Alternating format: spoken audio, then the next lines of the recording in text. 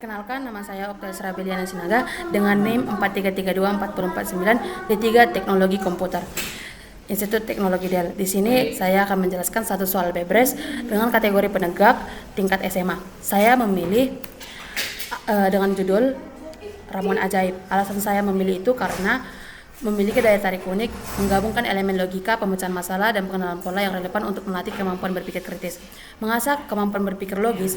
Nah, boleh kita lihat pada soalnya. Taruh si berang-berang menemukan 5 jenis ramuan ajaib yang berbeda-beda. Yang pertama, telinga bertambah panjang. Yang kedua, membuat gigi menjadi bertambah panjang. Yang ketiga, membuat kumis mengeriting.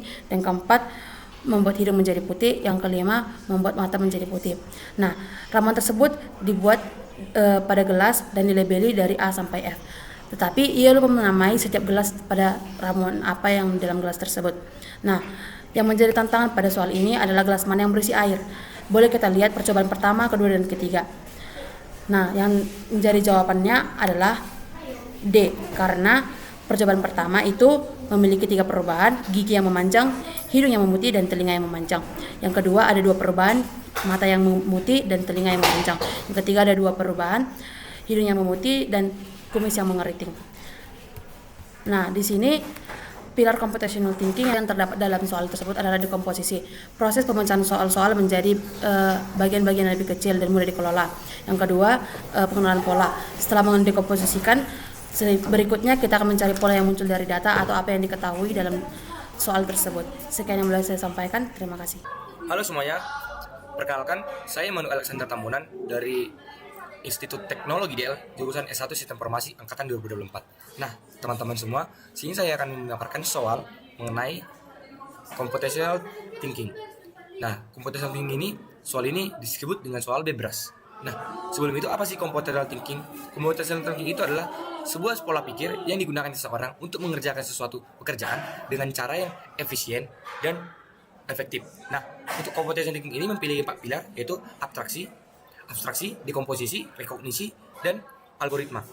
Nah, di sini kita belajar supaya kita dapat menyelesaikan masalah itu dengan waktu yang cepat, dengan cara yang efisien. Nah, sini kita akan belajar. Yang pertama itu, saya membawakan sebuah soal dari teman dari Korea Selatan dengan judul mesin penuang susu.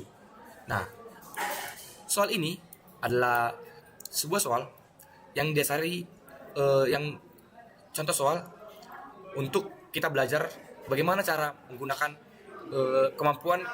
kemampuan berpikir komputasi. Nah, di sini sebuah berang-berang mempunyai sebuah mesin misterius berwarna biru yang ditunjukkan pada gambar 1.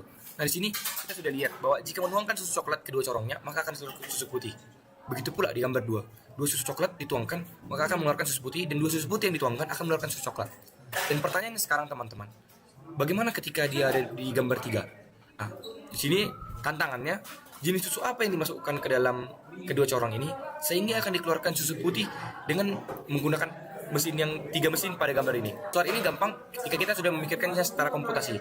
Langkah yang pertama itu yang kita harus lakukan, kita harus tahu apa abstraksi yang terjadi di sini. Secara abstrak kita tahu bahwa kedua susu yang digabungkan akan menjadi susu dengan jenis lainnya. Nah, di sini kita memiliki 2 corong. Jadi kita masukkan di sini susu coklat, maka akan keluar 2 susu putih. 2 susu putih akan menghasilkan 2 susu coklat. Nah, di sini juga begitu, teman. Maka dari itu, hal yang harus kita lakukan, nah, sini ada pilihannya. Apa yang harus kita masukkan untuk menghasilkan susu putih? Yang pertama, kita harus memasukkan susu coklat. Kenapa? Agar kita menghasilkan susu putih, kita memerlukan 2 susu coklat dong. Kita masukkan 2 susu coklat dan akan menghasilkan 2 susu putih. Masing-masing 2 susu putih ini akan menghasilkan susu coklat lagi di sini. Maka 2 susu coklat ini akan menghasilkan kembali susu putih. Begitu seterusnya. Maka jawaban yang benar adalah ya, susu putih dan susu putih. Nah, jika kita masukkan 2 susu putih di sini, maka akan mengeluarkan susu putih. Jawaban yang tepat adalah A. Nah, untuk penjelasan yang lebih singkat lagi, teman-teman bisa melihat bahwa ini, untuk mendapatkan 2 susu putih di akhir, maka kita akan mendapatkan 2 susu coklat. Nah, dari mana dapatnya 2 susu coklat itu? Maka kita harus masukkan 2 susu putih. Nah, sekian jelasan soal bebas dari saya. Semoga teman-teman dapat mengerti dan dapat berpikir secara komputasi. Terima kasih. Halo semuanya, saya Melanie Bebras Rohan, dari S1 Teknik Elektro, akan menjelaskan salah satu soal bebas SMA, yaitu mengisi kuota. Sebelumnya, alasan saya memilih soal ini itu karena soal ini melatih kemampuan logika, analisis, dan pemecahan masalah dengan pemikiran kritis dan sistematis, serta mengasah keterampilan yang tentu saja sangat penting dalam kehidupan kita sehari-hari. Ana diberi tugas untuk memasukkan 5 bola besar, 2 bola sedang, dan 5 bola kecil ke dalam sebuah kotak yang terdiri dari 3 kotak besar, 5 kotak sedang, dan 3 kotak kecil. Sebuah bola tidak dapat dimasukkan ke dalam kotak yang ukurannya lebih kecil daripada bola tersebut. Juga sebuah kotak akan dapat diisi oleh satu bola. Jadi, sebenarnya itu berapa banyak bola yang dapat dimasukkan ke dalam kotak? Jawabannya adalah 10, karena 3 kotak besar hanya dapat diisi 3 bola besar, dan 5 kotak sedang dapat diisi 2 bola sedang dan 3 bola kecil, dan sisanya 3 kotak kecil dapat diisi oleh 3 bola kecil. Soal ini termasuk di dalam pilar dekomposisi dan algoritma. Dekomposisi dikarenakan soal ini dipecah menjadi langkah-langkah kecil seperti menentukan bola mana yang cocok untuk setiap kotak berdasarkan ukurannya. Kedua, algoritma dikarenakan soal ini harus ada langkah-langkah sistematis untuk menemukan solusinya, seperti cara memasukkan bola ke dalam kotak sesuai dengan aturan yang diberikan. Sekian dari saya, terima kasih.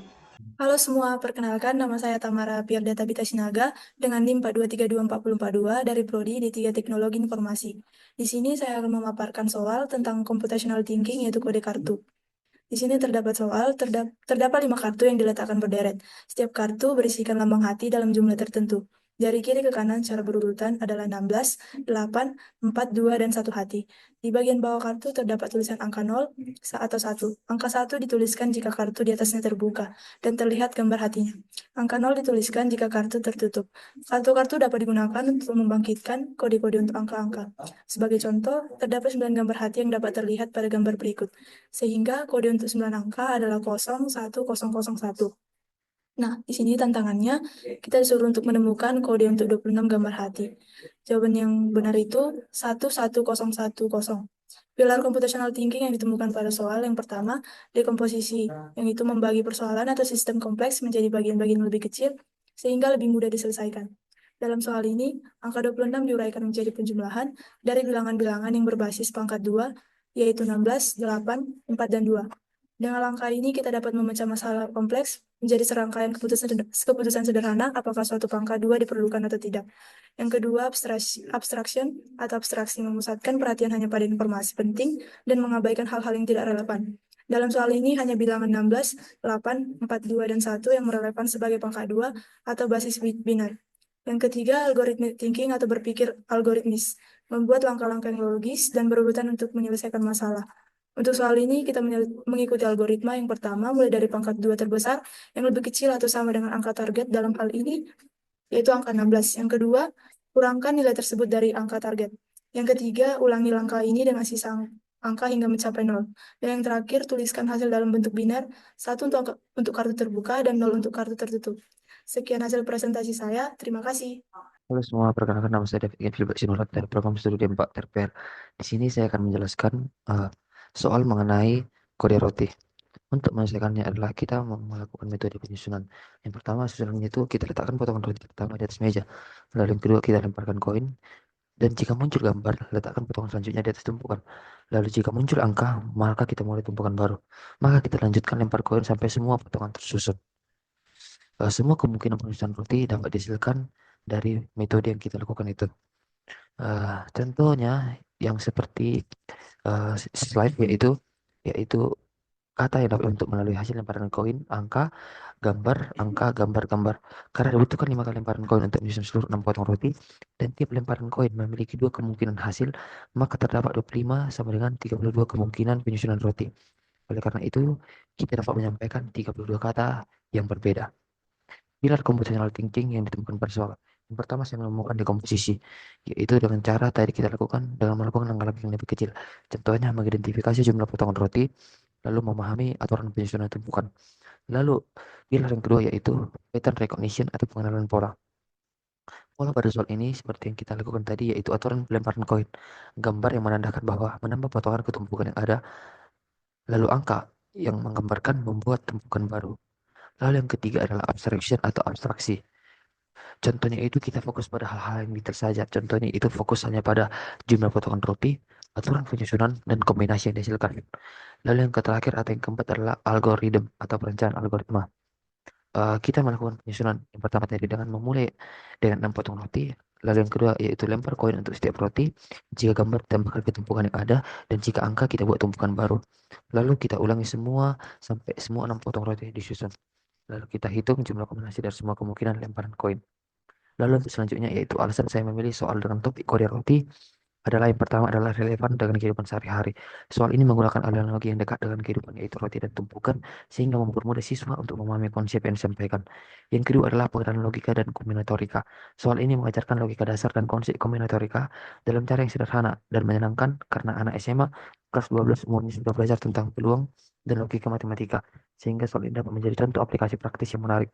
Yang ketiga adalah melatih pemecahan masalah atau problem solving.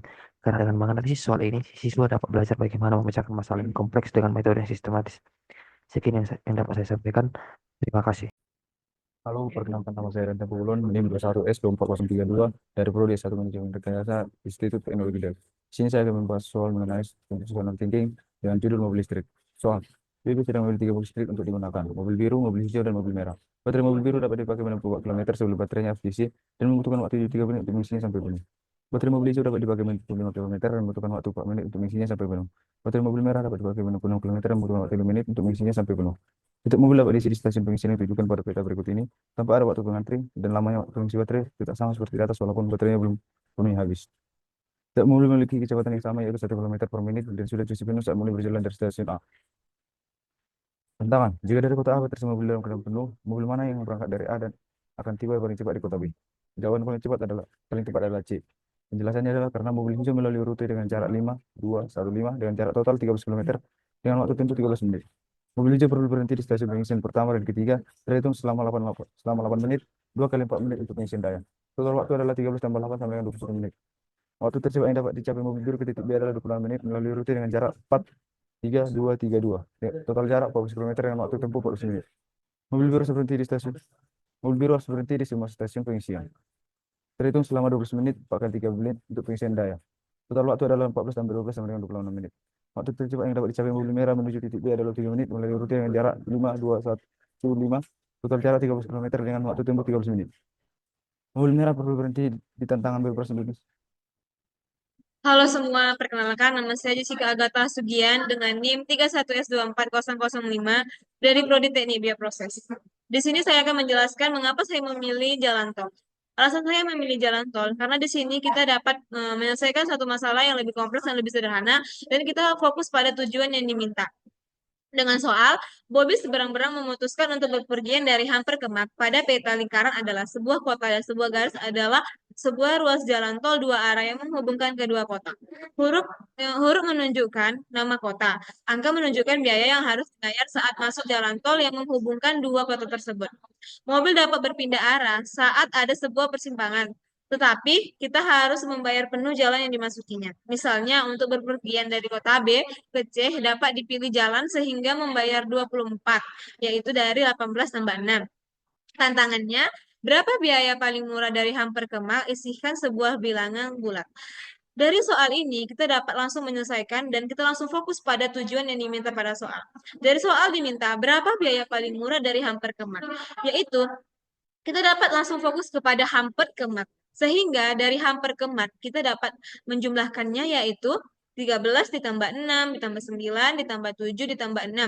Sehingga mendapatkan jawaban 41. Sehingga jalan termurahnya itu yaitu dari Hamper ke Mak yaitu 41. Dari soal ini kita dapat mendapatkan 3 pilar computational thinking. Yang pertama, decomposition atau dekomposisi yaitu membagi persoalan menjadi bagian yang lebih kompleks sehingga mudah diselesaikan. Dalam soal ini terdapat memodelkan kota sebagai simpul dengan perumpamaan lingkaran dan jalan tol sebagai sisi dengan perumpamaan garis yang menghubungkan kota dengan bobot atau biaya serta mencari jalur yang termurah. Yang kedua yaitu abstrak atau abstraction, yaitu mengabaikan detail-detail yang tidak relevan dan fokus pada struktur graf dan bobotnya.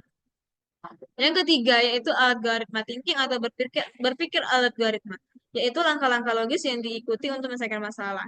Sehingga dari jalur H ke H dengan biaya 13 itu jalan pertama, dari kota A Kita ingin mencari jalur menuju MAK dengan biaya sisa 28, yaitu dari 41 dikurang 13, yaitu 28. Baru yang ketiga, kita lihat bahwa B ke MAK memiliki biaya 23 yang lebih besar dari 28, jadi jalan ini tidak dapat dipilih. Yang keempat, pilihan terbaik adalah D ke MAK dengan biaya 6, dan sekarang kita harus mencari jalur A ke D dengan biaya maksimum 22, karena 28 kurang 6 yaitu 22. Kita dapat langsung memeriksa jalur-jalur keluar dari A, yaitu A ke B memberikan biaya terlalu tinggi, A ke F juga tidak optimal, A ke G membutuhkan biaya lebih dari 22, A ke C adalah pilihan yang memberikan jalur optimal dengan biaya yang tepat dan benar. Demikianlah video dari saya. Terima kasih.